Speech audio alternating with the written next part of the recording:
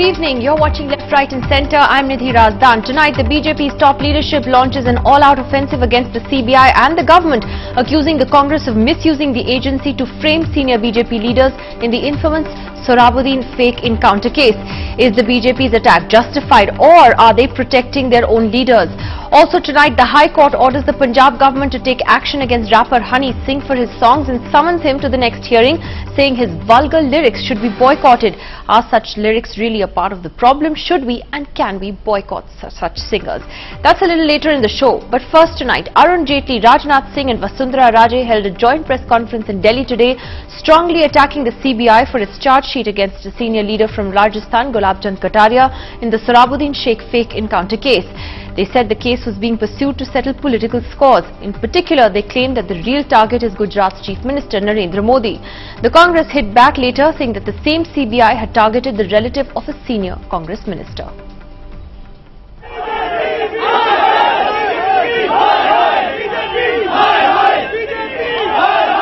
Congress workers protesting outside the BJP headquarters in Delhi minutes before a high-powered press conference called by the BJP's top brass. As the relationship between the Congress and the BJP hits an all-time low, Arun Jaitley, Rajnath Singh and Vasundhara Raje led this scathing attack against the government. They accused the centre of misusing the CBI against BJP leader Gulab Chand Kataria and Modi aide Amit Shah in the Sohrabuddin fake encounter case in Gujarat. Accusing the CBI of going soft on former Railway Minister Pawan Bansal, Jaitley showed documents which he says prove that the agency was targeting Chief Minister Narendra Modi through Amit Shah in 2010. Jaitley was referring to a report NDTV first aired in 2010 which said Modi's name had cropped up in an internal CBI report which asked for permission to arrest Amit Shah. The report said, "Request you to refer again to Annexures A, B and C of the arrest proposal, especially underline the importance of Annexure C for its potential in respect of the Chief Minister."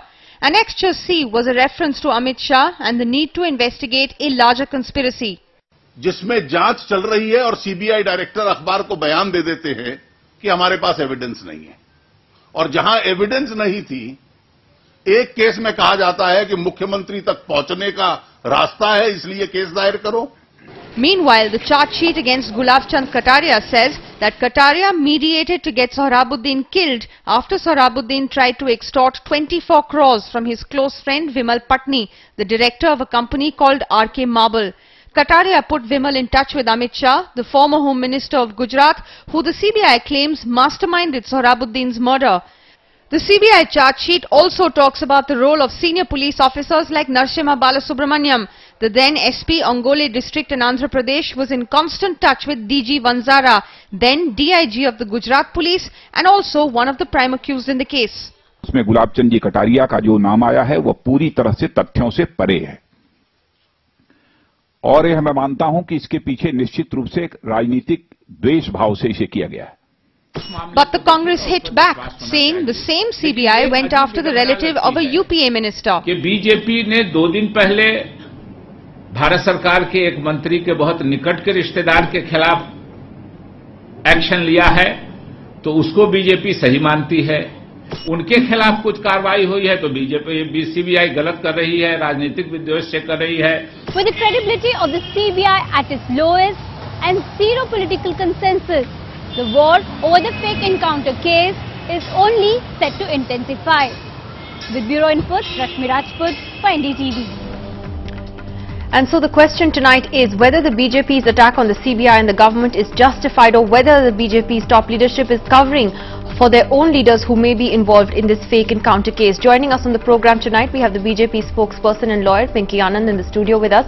From the Congress party, Mr. Abid Rasool Khan joins us from Hyderabad. Also joining us tonight, activist Javed Anand from Mumbai, and Rana Ayub, senior editor of Tehelka, who did a series of stories on this case in particular, in fact accessing Mr. Amit Shah's call records, which were then also handed over to the CBI as evidence. We will also be joined shortly by senior lawyer Mukul Sinha, who's also been actively involved in these cases from Ahmedabad. Let me ask Pinky Anand first. What exactly is the conspiracy here? Because it's not like Mr. Kataria, is such a towering leader of the BJP that someone would want to go after him in particular. was the essence of the press conference today that this is all about Narendra Modi then? See, the point is, first of all, where are we reaching out to? CBI has suddenly decided at this point of time to file a supplementary charge sheet against Mr. Kataria. Mr. Kataria, of course, is a senior leader of the BJP. There is no issue on that score. And the fact that, ultimately this is the target of the CBI to try to reach out against Mr. Modi is also evident, because using a means to an end, that seems to be the ultimate target of the CBI. And the CBI seems to be totally politically motivated in that action. The entire conspiracy theory that they are trying to weave at this point of time, it's come as a major surprise, and without any basis you invent certain issues and you put them through. I mean, even Mr. Amit Shah, frankly, the Supreme Court granted him bail, considering that it was supposed to be. But the case is on in a trial court. Nidhi, a case in India goes on. If you put a case where an FIR has been lodged, ultimately, and a CBI has given a finding, whichever way it is, the case will go on and the trial will show that there is no evidence against him. But in the meantime, the question was, even bail was sought to be denied to him, and it was Supreme Court gave the bail in a fairly reasonable manner and with reasonable alacrity. I mean, there was no issues on that score, which showed the entire complicity of the CBI and the UPA in trying to ensure that there was only targeted. This is not about a criminal case. This is about but a clearly political conspiracy. The BJP leadership seems very agitated today, because you had Arun Jaitley, Rajnath Singh and Vasundhara Raje together, the three of them having this joint press conference, and there seems to be this strong sense of agitation that, Mr. Modi is being targeted. What is the nervousness about? Yes, please, I agree with the agitation, I don't agree with the nervousness. Okay. There is agitation because this kind of complicity in trying to bring up at this kind of crucial juncture by the CBI is obviously just a tool in the hands of, whether you call them a caged parrot, as the Supreme Court has titled what the CBI has done, or you think that the CBI is doing this at the instance of their masters, whichever way it might be. It is obviously something to be agitated about. How can, at the prime time of the entire situation, when UPA is right under all possible scams, Coalgate, Railgate, I mean any gate, 3G, 2G, it's an entire circuit. So you're saying it's a diversionary tactic, and as usual. And it's okay. Let me first get the Congress response to this. Mr. Khan, can you blame the opposition for attacking the CBI the way that it has, given the kind of attack and criticism the CBI is currently facing over the very fact that it is seen as a tool in the hands of the government? Nidhi, I really would like to say that things have started going wrong for BJP from the time the Karnataka results have come out, starting from Madhya Pradesh land scam, then the moral policing there, and now of this issue of Mr. Gulab Chand being charge-sheeted along with others. The whole issue is, like the BJP makes it out, that 2002 or the Ishrat Jahan encounter case or the Sohrabuddin encounter case, they are all false. Nothing happened in Gujarat. Gujarat had a picnic on those days and things were all rosy, and all these cases are foisted against these leaders on the behalf of Congress. The whole country is looking at your channel, the whole country is listening to my co-panelist Pinky Anandji and her arguments from the last 2 days on this issue. The fact of the case is CBI has unearthed the facts and where these people are involved totally. Even Mr. Amit Shah 330 calls on that day when the encounter took place to the police officers are a part of record. The police officers who are involved are already in jail. Mr. Tulsi, who was the standing counsel of Gujarat government, has told the Supreme Court that there was an encounter. So who has done it? If the BJP has, being the government, then knows who has done it, let them come out openly and take out the names of their ministers. The fact is Mr. that Khan, they are I'm just sure you trying. understand that right now the CBI is very vulnerable as a target because, of these latest controversies. So the BJP will now use this to attack the motivation of the CBI. I'm sure you can understand that. What BJP will use, I really don't want to comment, because they will even use the smallest of the thing to try to get out of the mess they are in today. But CBI, as I have been telling from the beginning, that it's an institution which is doing good work. They themselves appreciate it. They say the CBI director has filed affidavit in Coalgate, and that affidavit indicts the government. All about a month and a half, you all put us into the dock saying that this has happened. I'm afraid let me complete it. I never interrupted you. I never interrupted you. Of the CBI clearly demonstrates that the CBI role has hardly been something worth praising. No, your point. That's the least of anybody's statements. Let me complete it, madam. You can come back to on that issue. No, that's not all that. Your statements are totally in the air. No, okay, let it be. There's no issue. The country decides on it. You or I don't decide on it on a channel. The fact is that CBI has done a good job, and CBI has unearthed documents, documentary proof, running into 500 pages, running into testimonies of 2,500 witnesses. The fact of the case, if today, as BJP says, CBI is being used, let the court decide. Why are you so worried about it to hold a press conference? You have been charge sheeted. You are a person who has been guilty. If there is no shred of evidence, Mr. Khan, I don't think you understand what charge sheeting means. It doesn't mean that you're guilty. But okay, that is hardly anybody's case. I'm going to come back to the issue of the CBI in just a bit. Mr. Khan, I'm just going to come back to the issue. Let me just get the others in on whether there's a sense that one gets about is this all an attack on the genuine misuse of the CBI, Mr. Javed Anand, or that the BJP appears to be nervous and defensive on this point? What do you think it is? Well, it is not for me to defend the CBI, but commonsensically what the BJP is saying does not seem to make sense. I find it commonsensically very difficult to digest the fact that within a week of the Supreme Court kind of slamming the CBI, calling it a cage parrot, etc., etc., the CBI will go and kind of commit one more act which would be kind of in conformity with that. So that is point number one. Point number two is that if I am not mistaken, it was the Supreme Court that appointed the CBI to probe into the Sohrabuddin case. Point number three is, let me remind our viewers that in January 2012, the Supreme Court, while asking a retired judge of the Supreme Court, Mr. M.B. Shah, to go into all the encounter cases in Gujarat between 2002-2006, when the Gujarat government objected to it, the Supreme Court observed that you pretend and you act very angry and very upset and very outraged when the fake encounter charge is made, and when the investigations actually confirm it, independent investigations confirm it, then you turn around and sing a different song. And this, you've done this more than once in the Supreme Court and in the High Court. In September 2002, it is the same Supreme Court that has decided that the case should be tried outside Gujarat in Maharashtra, in Mumbai. The last question for now is, how can so many senior top level IPS officers be involved who are all arrested and all that? I find it extremely difficult, and I think your viewers would find it extremely difficult to believe that they did all this encounter case where allegedly all of them were after the life of trying to kill Mr. Modi entirely on their own steam without any political involvement. Okay, let me take it back to Pinky Mr. Advani, let her just answer you on those points. The point is that, the question is, what is being said at this point of time, that there must have been political patronage because it couldn't have been done without political patronage. And believe me, this argument has been discarded time and again by all courts, including in the other case that was fought as far as Gujarat is concerned. You cannot run these situations by inferences by saying you must have had political patronage. I'm afraid this is not the manner in which either CBI is supposed to function, or the system of law is supposed to function, or the courts to adjudicate that there has to be somebody behind, therefore it is this, and therefore it is this. But why? I come back to the question of why a conspiracy, because Arun Jaitley talked about an internal CBI communication in 2010, which was actually an NDTV report which he quoted as well, which basically he said refers to Annexure C and talks about the Chief Minister, for its potential in respect of the Chief Minister, quote unquote.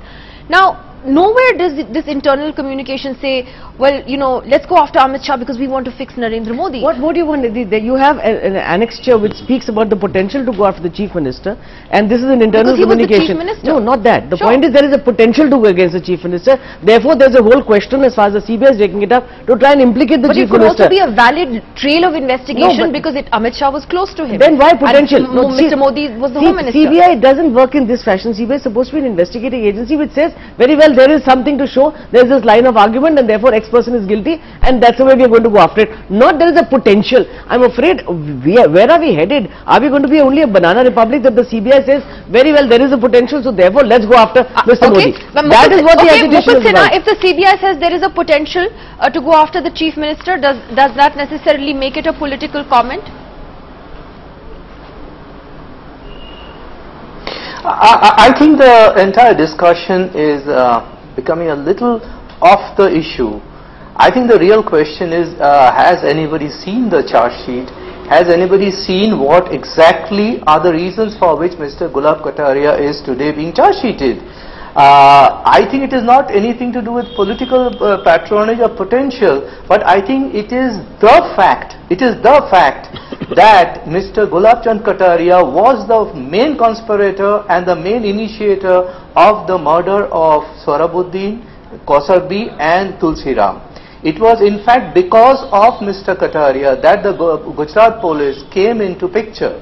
He was trying to support the marble lobby, who was being harassed according to them by Sohrabuddin and his gang, and they asked Mr.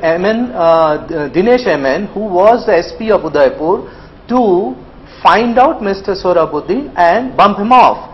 And since apparently, according to our information, the Chief Minister of Rajasthan did not agree that he should be bumped off in Rajasthan, they gave the entire job to the Gujarat police, and now it is not the CBI who says all this. It is the Gujarat police own investigation under the direction of the Supreme Court and a charge sheet filed in 2009 which says everything. Ms. Geeta Johri, who was later taken off and the matter was transferred to the CBI, she has stated the entire case regarding the marble lobby, the manner in which Sohrabuddin was trying to harass them and the reason for which he was murdered. Now I'll make two other factual. I think people should know and the country should know that on the day Mr. Banzara, Dinesh MN and Rajkumar Pandian got arrested on 24th April 2007 by Mr. Rajneesh Rai, the same evening the Chief of the Gujarat Police CID rang up Mr. Rajneesh Rai and asked him to hand him over the entire copy of the investigation, because the next day Gulab Chand was coming to Ahmedabad and therefore they had to show him the entire paper. It appears that he came in a chartered plane along with the DGP of Rajasthan to support Mr. Dinesh MN. Now you can see the connections. And if time permits, I am going to read out a paragraph from the Inspector General of Police Rajasthan, who has stated very clearly on the next day Dinesh MN went back and he was presented before the Chief Minister and he was appreciated for the great work that was done by killing Sohrabuddin, and he was photographed with the Chief Minister. So today, and these are all contemporaneous documents, CBI has done nothing new. Absolutely. I'm going to take that back to Pinky Anand. Pinky Anand, you're a lawyer as well. CBI has made all these allegations. Okay, Mr. Sinha, let me take that back to Pinky Anand. You know, when you hear these arguments, therefore, there seems to be prima facie enough for an investigating agency to look at these links. Is that necessarily then translated to a conspiracy to go after them deliberately? The simple question today is, Nidhi, if this had been the situation where Mr. Mukul has very, from his perspective, given a link of this entire situation, if this link was available with the CBI did not file any charge sheet against Mr. Kataria at an earlier point of time. This comes by way of a supplementary charge sheet. I haven't seen the charge sheet till as of now. And they have nothing against Mr. Modi, of course. No, the point is there, but I mean, ultimately the target seems to be trying to get against him. Mukul, just a minute. Let's just, come to one basic perspective. This is by way of a supplementary charge sheet. In any case, the trial is yet to happen. It hasn't happened. Let us not assume that there is a conviction at the end of the day. This is a full trial which will ultimately indicate whatever is to come around. But the fact that the CBI has chosen to implicate him at this point of time, after CBI has been berated, criticized with stinging criticisms all over as far as India is concerned, as far as the Supreme Court is concerned, I'm afraid it just shows signs of a conspiracy on the part of the CBI along with whatever else. Let me take that to Rana Ayub. Rana, you've covered this story very, very closely and actually handed over your reports to the CBI as well. Let me ask you, when you hear Pinky Anand's arguments about the timing of this charge sheet, would you agree with her that if they actually had enough on Kataria's trail, this should have happened before? Is there something that doesn't quite fit in here? What do you say? Nidhi, one may argue about the timing of this charge sheet. One may argue about the CBI being a caged parrot, but one cannot deny, neither Pinky nor anybody else can deny the fact that there was a fake encounter. There were in fact a series of fake encounters in which the Home Minister was complicit. There's hardly anybody's statement here that there were fake encounters. Please, where is the question of non-denial there? There is absolute denial of this fact. No, but I think the I'm fake sorry, encounters have been I'm acknowledged. sorry, Miss Pinky Anand. I think you're not in the know of things. The CBI has declared it a fake encounter, and this investigation is being monitored by the Supreme Court of India. So I think we're not going to deny sorry, we are aware of what it is, but if what CBI says is gospel truth is to be accepted at this point of time, Any credibility whatsoever. The Gujarat government which has filed an affidavit. Miss Pinky Anand. Yes. Miss Pinky Anand, you'd want me to speak here. Right now, I'm not here on the behalf of the CBI. When Tehelka did this investigation, rather expose in 2010, the first organization it lashed out against was the CBI, on the very fact that it was not acting against the evidence that was out there in the open. Tehelka dug out call records of Amit Shah with all the top cops during the course of the fake encounter, not just of Amit Shah, but also across all the four police officers. Tehelka dug out an internal note under the Official Secrets Act, which was presented to the CBI, which said calls between the Home Minister and the officers were not a part of the official decorum. Now, which Home Minister talks to a DYSP of police 300 times in a week? Miss Pinky Anand, can you try and justify that? I'm sorry, if you are going to have indictment on this score, we will be into a totally different mode we are not of talking system about of law. indictment. 300 calls or 200 calls, the indictment if there is a situation... the indictment is not on basis of the call There have been police officers, Can you answer me in today's cases in Delhi, how many times Mr. Shinde may have talked to the police officers as far as the Delhi situation is concerned? 300 times in 3 days. I do not know. 300 times in 3 days. And Miss Pinky Anand, let's not just pick on the call records. There are No, you were the one who pointed it out. I am not. You were basing your statement on the fact that there were 300 calls, and therefore that implies that there was complicity, and therefore this shows something else. Of course there was Miss Pinky Anand, the case was being monitored by the Supreme Court. The Supreme Court has accepted this as evidence. Are you going against the Supreme Court? The Supreme Court... this is not the only evidence. The Supreme Court against Amit Shah. This is not the only evidence against Amit Shah. There is no final finding by the Supreme Court on this. Miss Pinky Shah, it's not just about Amit Shah. The Chief Minister of Gujarat, Narendra Modi, gets DG Banjara transferred just before the fake encounter of Tulsi Prajapati on the border. Mr. Narendra Modi and Mr. Amit Shah transfer officers to facilitate the fake encounters. There are police officers who were accompanying. Let me talk. Let her finish. Miss Pinky Anand. Let her finish. There are police officers who were accompanying Geeta Johri in a meeting with Amit Shah, who are given their statements that they were forced to oblige to what Mr. Amit Shah had told them. Are you going to deny this? I'm afraid that in the situation which is happening at this point of time, the statements of police officers which are later on retracted, or it is said they are under pressure, we can hardly go. And by the way, the Supreme Court by no means has indicted or come to a finding regarding bail. Mr. Amit Shah has been granted bail by the Supreme Court. Okay, wait, Didi, I want to add something. I think yes, 1 second, Mr. Khan, and then I come to Mr. Anand. Yes, Mr. Mukul Sinha, yes. I would like to add something. Yeah, let me add something. You see, the case came to the CBI very late. It was only after Geeta Johri had stopped doing the investigation properly that the matter came. Now, so far as Tulsi Prajapati case is concerned and Sohrabuddin case is concerned, the first charge sheet has been filed by the Gujarat police.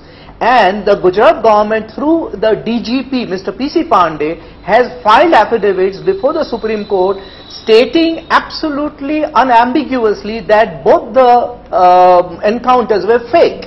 So it is not the case of CBI. It has got nothing to do with the CBI. CBI only went a step forward when the Gujarat police stopped when the Gujarat government stopped the Gujarat police from further investigation. Mukul, I'm afraid I think the position regarding affidavits which are filed before the court seem to belie the expectation of credibility. It was the government of Gujarat who gave all this statements. Why would you say that those are, why do they belie expectations? Not because of, you see what has been happening, which affidavit is being shown to be truthful, which affidavit is shown to be indicating what actually happened. Today, whichever case your government, it's your Home Secretary that filed the affidavit. The point today is you have to come.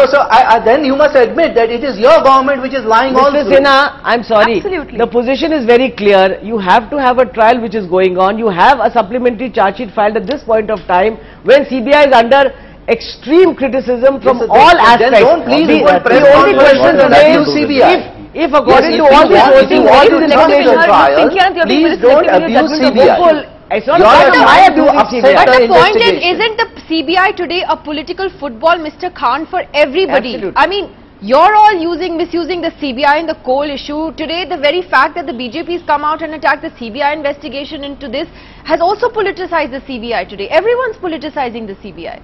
Mr. Khan. Nidhi, it is in this particular case, I am telling you, this is only a cue being taken there just to criticize it and show the country that we are being harassed or we are being targeted. But as Mr. Mukul Sinha has shown the sequence of events, there are a couple of things more which I know that Mr. Prashant, who was a journalist who did a sting operation, he has come to the report that the officers who had killed Kausar Bibi and burnt her in the farmhouse have boasted in front of them that they have done it and at whose orders they have done it. Thereafter, everything is recorded. If you think these statements can be made as a basis of any conviction, then we have a totally different system. Don't get so flustered, Pinky Anand. Don't get so nervous about the whole issue. Somebody came in, somebody said an nodal statements were made. Somewhere you need to accept the truth. Far, Mr. Khan. Okay, fine. As I told you in the beginning, as per your statements, Gujarat, nothing happened from 2002 to 2013. Everything is rosy. Development is happening. Good governance is there. Fine, no problem. The question is what happened, how it happened, and who is responsible. If you go by that, now let me be very clear on this. Yeah. One second. I just want to ask, before I come back to you all, one second. Pinky Anand, let's look at this attack on the CBI. You see, the same CBI went after Pawan Bansal's nephew. His nephew was arrested. Based only on that, the BJP demanded Pawan Bansal's resignation. At that time, you all believed whatever the CBI did against Pawan Bansal's nephew, not even Pawan Bansal. So, why do you are believing the CBI when it is politically convenient for you and going after it when it's not? Nidhi, I'm afraid the sequence also shows this, that when CBI was criticized by the Supreme Court, the CBI, possibly to redeem its image, went after Pawan Bansal's nephew and left Pawan Bansal. It took quite a bit for them to come around to that point, and therefore the CBI is completely motivated in what it's doing. It's because of a certain target that it is acting in this fashion. However, to say in a given case if CBI is acting well and has done something which demonstrates any credibility, that's one part. That was an exceptional case. But Pawan Bansal's case is an exception. One second, gentlemen. One thing is, what this is all leading down to is one very simple factor and singular factor. We are required. One second. What we need to do definitely is to ensure that CBI is independent, and the UPA government is doing nothing to that extent. Lokpal bill has been charged. But you can't say that the last week the CBI acted independently in Pawan Bansal's case and this week it's acting independently. I'm afraid I also see CBI acting in that fashion only to cover up its entire... Why don't we take the Harin Pandya murder case? That time there was no other reason why India was in power. One moment. Let me first give one word to Javed Anand, who's been listening patiently. Javed Anand.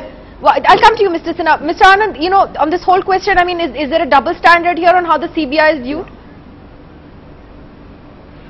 One is quite clearly there's a question of double standard. Two is legal jugglery. Ms. Anand is simply amazing. I mean, Mukul Sinha has repeatedly been pointing it out that the Gujarat government itself has accepted that these were fake encounters. These were reported widely all over the world. I do not know which world Ms. Anand was living then, and she is denying it even right now. The question is, who is responsible for these situations, Mr. Javed? You denied it first. Yeah. You thought Maya Kundnani was such a good person that she should be the Minister for Child and Women's Welfare, and she turned out to be kingpin, and then she turned out to be the kingpin of the Naroda Patia massacre case. So you're denying it all the time. Bajrang Dara Singh, Mr. Advani, that time the Home Minister said that these are very good people, they'll never do things like burning to death with grandstands. And what happened to Dara Singh after the trial? The point is the courts are looking into these issues and nobody is sitting here in denying or accepting. The question is not of admission or denial. You are living in denial. The question is, who is going to decide this? You and I? Are you and I going to decide who is guilty? Then you also wait for the courts. You also wait for the court to give its verdict on Amit Shah.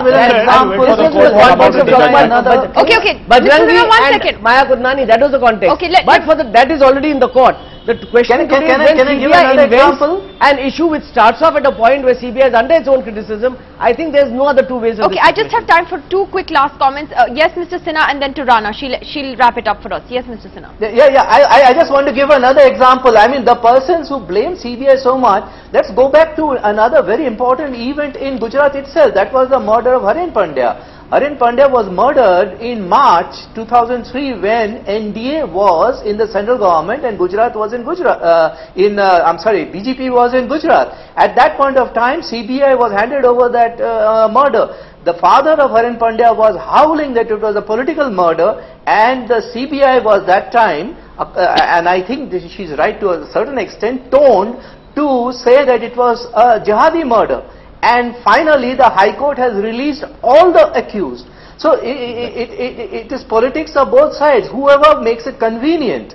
Well, unfortunately, and I'll give this last word to Rana. Murder of Harin Pandya was by jihadis. They used CBI. But that's the point. I think the point that the BJP is seizing upon today, Rana, is that the CBI has become such a discredited institution today that this will be seized upon politically now as we go forward from here. Absolutely. I think somewhere down the line, the fault also lies with the CBI in the way that it has conducted the investigation. It has taken about 3 long years to name Mr. Kataria in its charge sheet.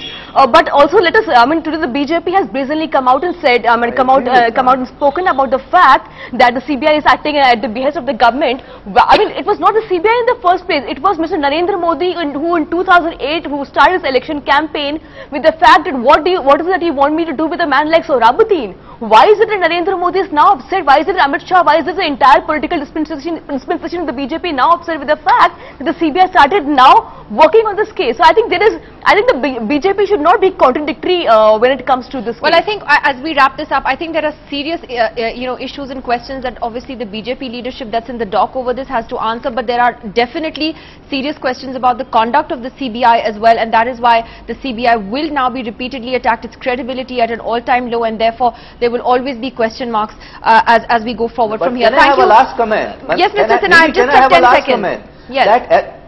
Can I have a last quick comment? That I think BJP cannot hold such press conference to demoralize the CBI, which is already to demoralize, Mr. Sinha. It is in absolute. One is totally agitated about the fact that the CBI is acting in this partisan fashion. Why should there not be a press conference? And like I said, the CBI has opened itself up to that criticism because of the press conference now that they were LAT terrorists quietly and let anybody do what they want to do, whatever motivations they have. And that is something just like Mr. Narendra Modi and his officers took a press conference to announce that Ishrat Jahan, Sohrabuddin were terrorists out to kill him.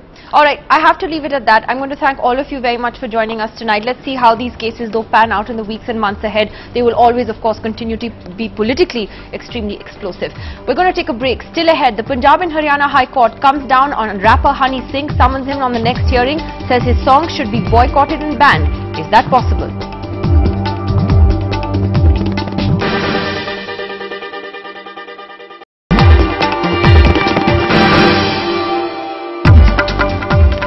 Welcome back. Rapper Honey Singh is back in the headlines after the Punjab and Haryana High Court has ordered the Punjab government to take action against him for his vulgar and controversial lyrics.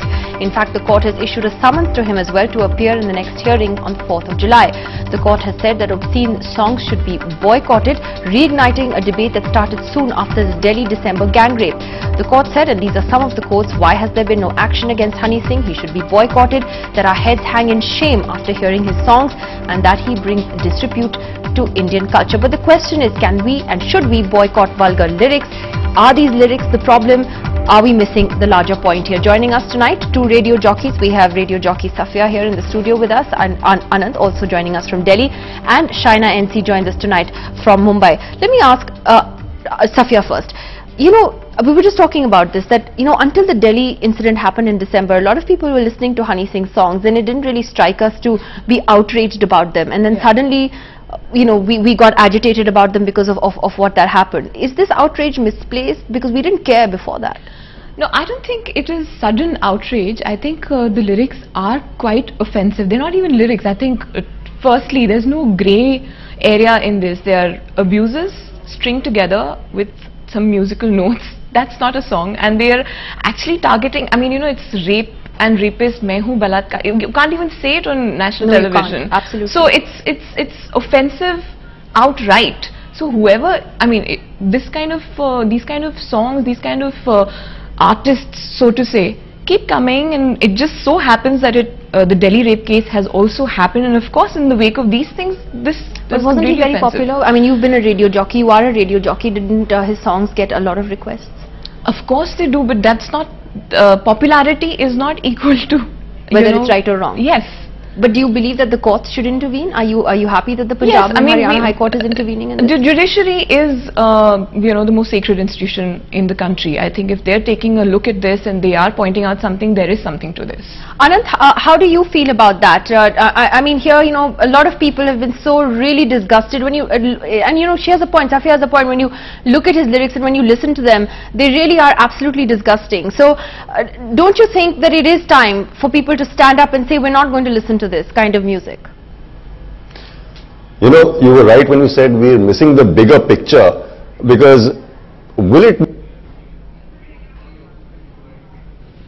Okay, I'm sorry, we've just lost Anand's line. Let me just try and go back to him in just a bit. Shaina, let me take that to you. Are we missing the bigger picture here? Because many of the arguments that came up after Honey Singh was first criticized in December and January was that it's not about songs.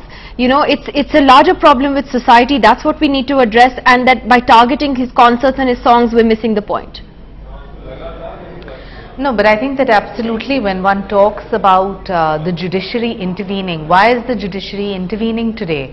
The point here is that most of these lyrics are not just obscene, they're vulgar, and we must understand that there is a clear distinction between vulgarity and creativity. And this is not just about vulgarity vis-a-vis women, this is about objectification of women. And when one hears such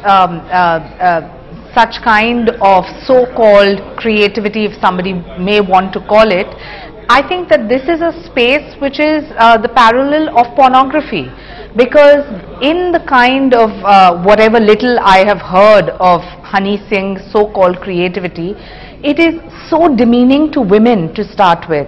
And unless we work on that mindset, which is not just the mindset of an artist, but mindset of a man per se, and the man as in an Indian man, let's just accept a couple of points that we have a great cultural heritage, and this is not about only protecting that, this is about saying that why do we need to be so blatantly obsessed with the West, and just in this whole thought of freedom of expression, you go out and do anything which is so bizarre and so unacceptable to the majority of society.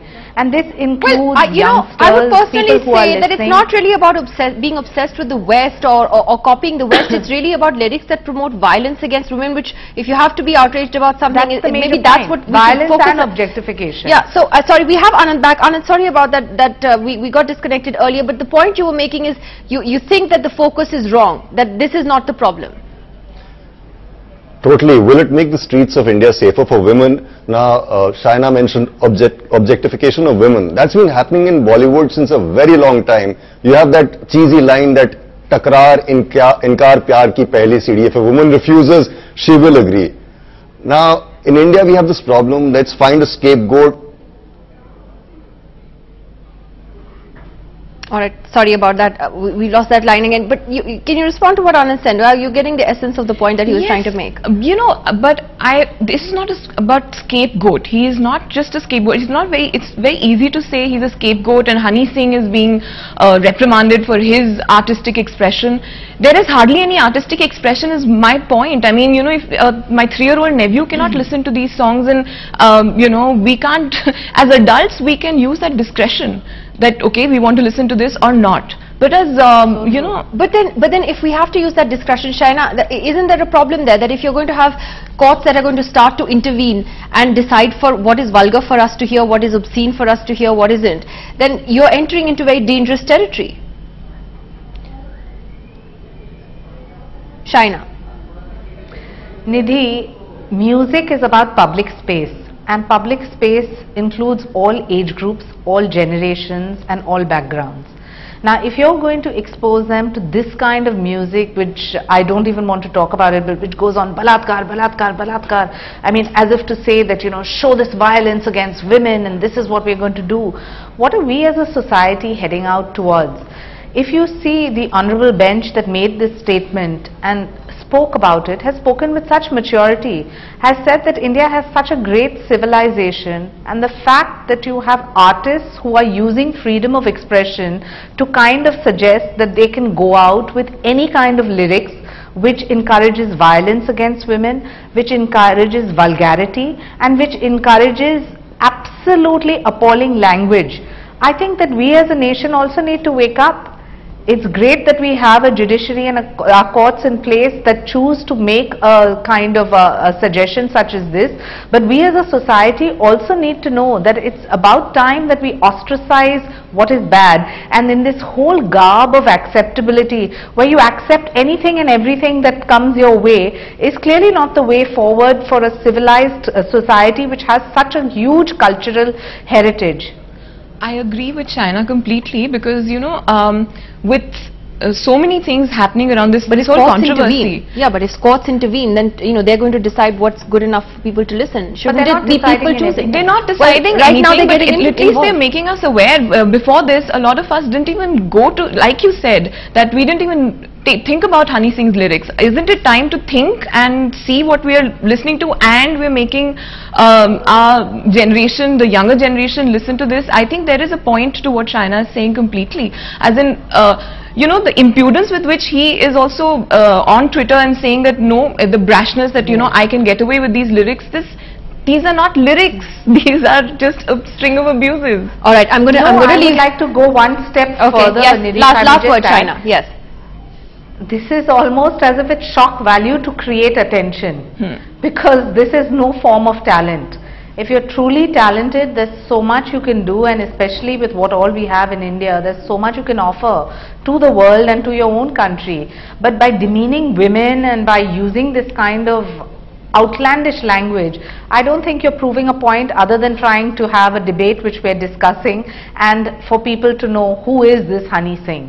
Beyond that, I don't think it serves any purpose. All right, ladies, thank you very much. I'm really sorry to Anand tonight. I'm sorry we kept losing the line with him. My personal apologies there. I do hope we can have him back on the show another time. Thank you very much to Shaina and to Safia. Well, and finally tonight we're going to leave you with a story that still has everyone talking all around the world. Hollywood superstar Angelina Jolie's revelation that she underwent a double mastectomy to reduce the risk of getting breast cancer has triggered a debate in the medical fraternity globally on whether genetic testing is a viable option to prevent curable diseases, and should that option even be exercised. Namrata Brar has more.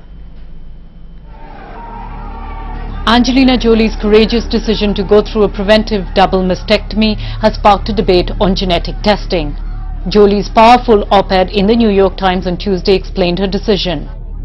My mother fought cancer for almost a decade and died at 56. I carry a faulty gene, BRCA1, which sharply increases my risk of developing breast cancer and ovarian cancer. My doctors estimated that I had an 87% risk of breast cancer and a 50% risk of ovarian cancer, although the risk is different in the case of each woman. But doctors say the decision is not always an easy one. When you have the positive BRCA1 or BRCA2 gene, it can increase risk from 12% in a lifetime up to 60% or even higher. So once that gene is positive, there's a substantial risk that the woman will develop either breast or ovarian cancer. Ovarian cancer risk also increases substantially when the gene is positive. Genetic testing has seen rapid strides since 1990 with the formation of the Human Genome Project, which was founded by the US government to study DNA makeup. Costs of testing have dropped from $10.6 million to just under $6,000. But so far, only 2,000 out of 22,000 genes in a human being are available for testing. In the very early stages of genomics, if you think about it, the other technique that was used to try and diagnose cancer earlier was imaging. And it turned out that by using mammograms, we were picking up very early cancers, but then who were we benefiting? In the final analysis, we did pick some cancers, but those cancers might have remained dormant forever. So will genetic testing work for you? Which diseases can it prevent? Experts are mixed on the subject and say that even the interpretation of DNA sequencing is much more complicated than a simplistic positive or negative. Most breast cancer patients we don't have a good genetic test for either. There are, however, rare cases in breast cancer and in Alzheimer's disease where genetic testing is useful. So there are more and more diseases where rare instances of genetic mutations can be detected, and certainly in a case like breast cancer where you can prevent the onset of disease, it's clearly valuable. In Alzheimer's disease, one could argue of the value because we don't have a good treatment for Alzheimer's in any case. For Jolie, information is empowerment, but many others choose not to know for a variety of reasons, including high cost, social and psychological trauma. Again, genetic testing does not always work. It works in certain cases like rare forms of inherited diseases, certain forms of breast and colon cancer and prenatal testing, but it does not work for more common forms like those of the heart and diabetes. Again, work has only been done on 2,000 of the known 22,000 genes in the human body, so a lot more still needs to be done. But this massive revolution in the coming years would help save millions of lives, and the decision will not only be the right one, but an easy one. At the Memorial Sloan Kettering Cancer Center in New York City, Namrata Brar for NDTV. That's it on Left, Right and Centre tonight. We'll see you all tomorrow.